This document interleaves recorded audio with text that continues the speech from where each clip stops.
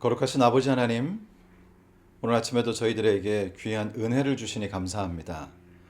오늘 저희가 다시 한번 주님께서 이스라엘 백성들을 애굽에서부터 건져내셔서 홍해를 건너 새로운 땅으로 향하게 하시는 그 귀한 말씀을 함께 공부하겠습니다. 하나님, 저희들에게 지혜를 주시고 주님께서 어떻게 이스라엘 백성들을 매일의 삶 중에 인도하셨는지, 어떻게 인도하셨는지, 그리고 오늘날도 우리들의 삶에서 어떻게 역사하시는지 오늘 말씀을 통해서 저희가 영감을 얻게 하시고 오늘 하루를 살아갈 영적인 힘과 우리의 매 순간의 삶 속에서 주님을 선택할 수 있는 용기와 영적인 능력을 얻는 그런 귀한 시간이 되도록 성령 하나님의 역사를 통해서 이 시간 저희들의 마음을 인도해 주시기를 우리를 사랑하시는 우리 주님 예수님의 이름으로 기도드리옵나이다. 아멘. 1944년 6월 6일 세계 제2차 대전 중에 노르만디 상륙작전이라고 하는 아주 유명한 작전이 있습니다. 그때 연합군은 15만 명이 넘는 병사를 한꺼번에 이 영국 해협을 건너서 프랑스 해안에 상륙시키는 정말 엄청난 대규모 작전을 계획하고 실행하는데요. 그때 그 작전이 성공적으로 이루어지게 된 그 저변에는 상륙 지점, 시간, 순서, 역할이 이 15만 명의 군인들 전체에게 아주 조직적으로 전달이 됐고요.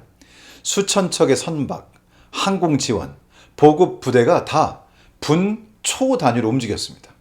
결국 이 작전에 성공한 것은 개인의 용기뿐만 아니라 철저한 조직력과 질서 덕분이었는데요. 저희가 출애굽기를 읽으면서 때로는 하나님의 역사하심에 초점을 맞추기 때문에 이스라엘 백성들 스스로가 어떤 역할을 했는지에 관해서 간과하기가 쉽습니다. 하지만 저희가 조금 자세하게 읽어보면 이스라엘 백성들이 어떻게 순종하여 정말 자신의 역할을 충실하게 다했는지를 알 수 있습니다. 출애굽기 13장 17절로 22절 말씀입니다.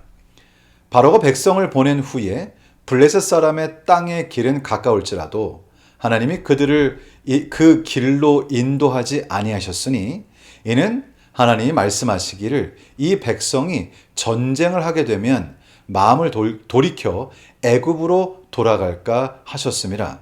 그러므로 하나님이 홍해의 광야 길로 돌려 백성을 인도하심에 이스라엘 자손이 애굽 땅에서 대열을 지어 나올 때에 하나님께서 이스라엘 백성들을 애굽 땅에서 인도하여 내실 때에 가장 가까운 길을 선택하시는 것이 아닙니다.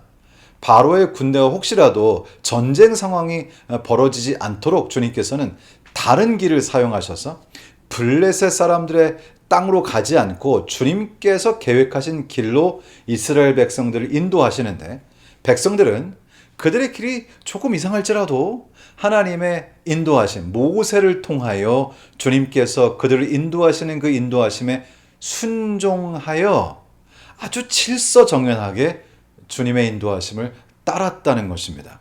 사실 여기는 매우 간단하게 기록이 되어 있습니다. 이스라엘 자손이 애굽 땅에서 대열을 지어 나왔다고만 되어 있지만 이 말씀은 이스라엘 백성들이 아주 조직적으로 미리 잘 짜여진 계획 가운데 주님의 인도하심을 질서정연하게 따라갔다는 사실을 저에게 보여줍니다.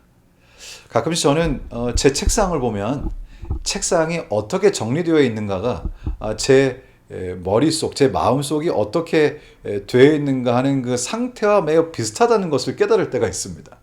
우리 주님은 질서의 하나님이십니다. 성경은 우리 주님께서 창조하실 때, 그리고 구속의 경륜을 진행하실 때, 자신의 백성들을 인도하실 때 매우 조직적으로 인도하신다는 사실을 저희에게 보여주고 있습니다. 그래서 우리들은 그리스도인으로서 우리의 삶에서 화려하고 대단한 것은 아니지만 우리가 할 수 있는 한도 내에서 조직적으로 그리고 질서 정연하게 깨끗하고 깔끔하게 사는 것이 하나님의 뜻이라는 인상을 성경은 저희들에게 계속 주고 있습니다. 이스라엘 백성들의 역할이 있었고 하나님의 역할이 있었습니다. 이스라엘 백성들은 질서정연하게 조직적으로 주님을 따르고 하나님께서는 이스라엘 백성들을 구름 기둥과 불 기둥으로 인도하시고 주님의 인도하심을 정말 놀라운 초자연적인 현상들로 보여주시는 것이죠. 13장 21절에 이렇게 기록되어 있습니다. 여호와께서 그들 앞에서 가시며 낮에는 구름 기둥으로 그들의 길을 인도하시고 밤에는 불 기둥을 그들에게 비추사 낮이나 밤이나 진행하게 하시니 낮에는 구름 기둥 밤에는 불 기둥이 백성 앞에서 떠나지 아니하니라. 미국에 한 젊은 청년이 있었는데요. 유학생입니다. 항상 낯선 땅에서 혼자 공부를 하느라고 굉장히 좀 답답하기도 하고 두렵기도 하고 막막한 때가 많이 있었습니다. 이제 하루는 아르바이트를 마치고 낯선 도시로 면접을 보기 위해서 운전을 해서 가고 있었는데요. 굉장히 날이 어둡고 안개가 자욱해서 앞이 전혀 보이지를 않았습니다. 거기다가 내비게이션이 또 갑자기 작동을 안 하기 시작하는 것이죠. 사실 여러분 미국이라는 나라는 워낙 넓고 때때로는 전화기 신호가 잘 안 잡히는 곳도 있지 않습니까? 그래서 이 청년이 안타깝게도 전화기가 잘 작동하지 않는 곳으로 가게 됐고 내비게이션도 잘 작동을 안 하면서 굉장히 좀 난감한 상황에 처하게 됩니다. 그때 이 청년은 하나님께서 이 어려운 미국 유학 생활에서 하나님께서 자신의 삶을 지금까지 인도하셨다고 하는 사실을 상기하면서 하나님께 기도합니다. 하나님, 어디로 가야 할지 모르겠습니다.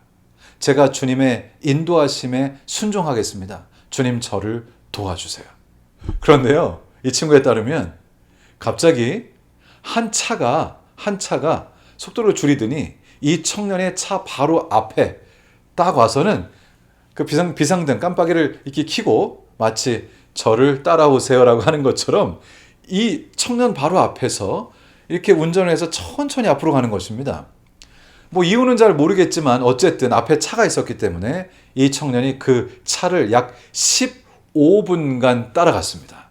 그런데 정말 놀라운 일은 이 차 앞에 있던 차가 도착한 곳이 바로 이 청년이 면접을 보게 될 바로 그 회사 주차장이었다는 것이죠.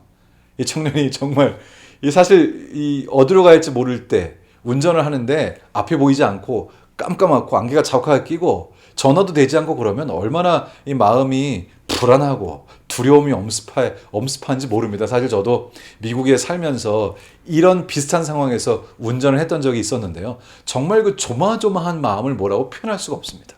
그런데 정말 거짓말같이 한 차가 나타나서 깜빡이를 켜고 자신이 가야 하는 바로 그 목적지에 데려다주는 이 상황을 경험하게 됐을 때 이 청년은 차 안에서 정말 눈물을 흘리면서 하나님께 기도할 수밖에 없었습니다.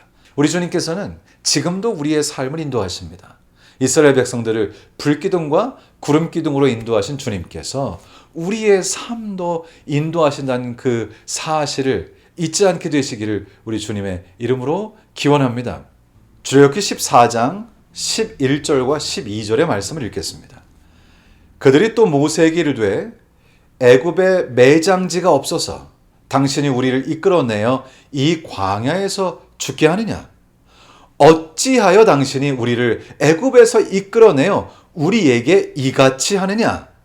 우리가 애굽에서 당신의 이른 말이 이것이 아니냐? 이르기를 우리를 내버려 두라. 우리가 애굽 사람을 섬길 것이라 하지 아니하더냐? 애굽 사람을 섬기는 것이 광야에서 죽는 것보다 낫겠노라.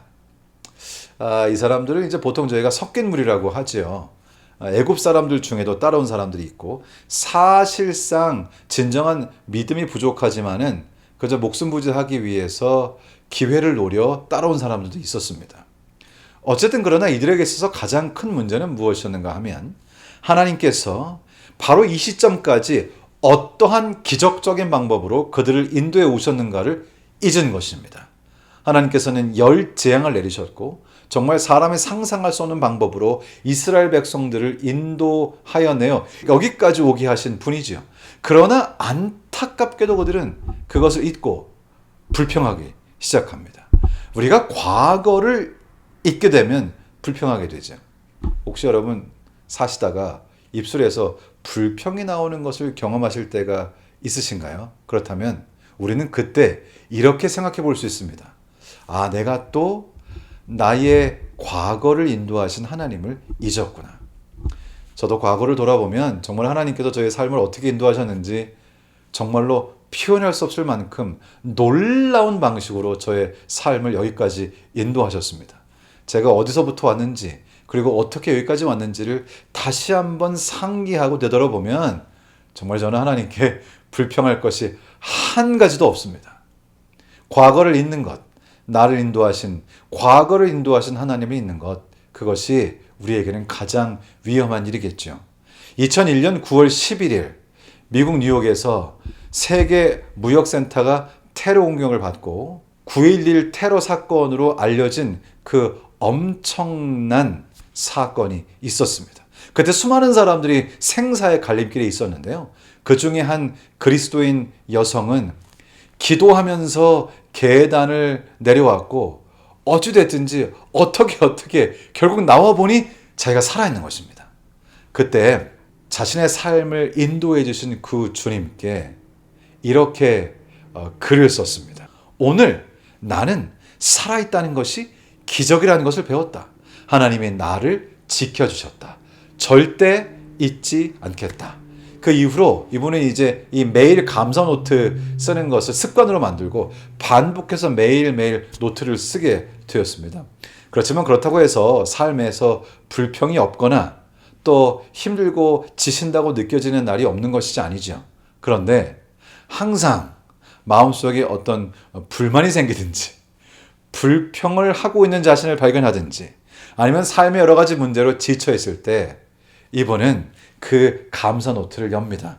그리고는 그 2001년 9월 11일에 썼던 그 노트의 끝부분을 항상 읽죠. 절대 잊지 않겠다. 절대 잊지 않겠다.